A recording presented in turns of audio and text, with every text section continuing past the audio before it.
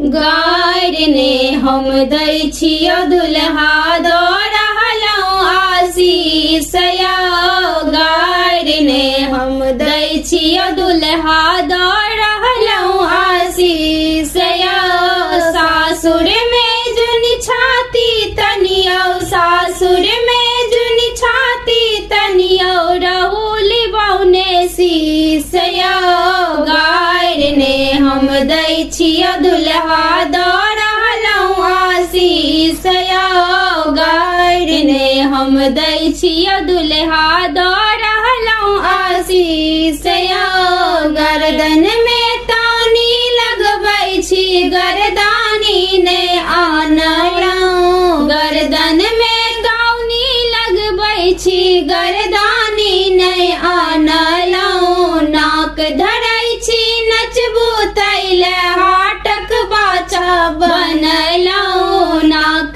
धरै छी नचबू तैले, हाटक बाचा बनलहुँ। बाबू जे जनमौलन दुल्हा तकरो लेलन फीस यौ। बाबू जे जनमौलन दुल्हा तकरो लेलन फीस यौ। गार ने हम दै छियो दुल्हा दऽ रहलहुँ आशीष यौ। गार ने हम दै छियो दुल्हा दऽ रहलहुँ आशीष यौ। नव बरद छी सुन्दरे लागत तैयो पहिरू माला।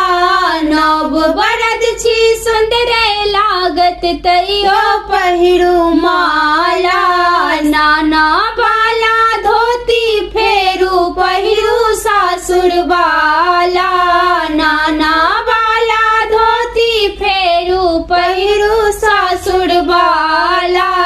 जे कहै छी मानू नहि तऽ, जे कहै छी मानू नहि तऽ, हमरो लागत तीत यौ। गार ने हम दै छी दुल्हा दऽ रहलहुँ आशीष यौ। गार ने हम दै छी दुल्हा दऽ रहलहुँ आशीष यौ। मौसा हरकल मौसी गुड़कल पीसी अहाँके भरुआ। मौसा हरकल मौसी गुड़कल पीसी अहाँके भरुआ। अहाँ मुदा जुनि रुसिया यौ सासुर के दुलरुआ। अहाँ मुदा जुनि रुसिया यौ सासुर के दुलरुआ।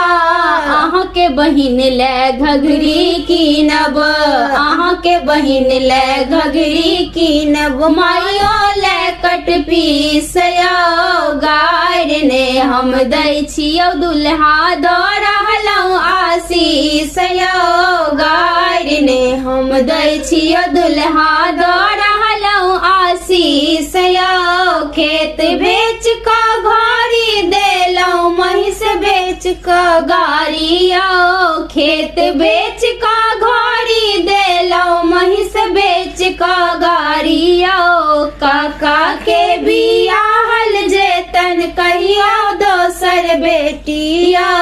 काका के बियाहल जेतन कहियो दोसर बेटी यौ।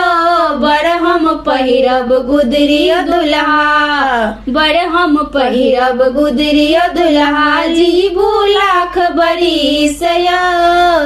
गार ने हम दै छियो दुल्हा दऽ रहलहुँ आशीष यौ। गार ने हम दै छियो दुल्हा दऽ रहलहुँ आशीष।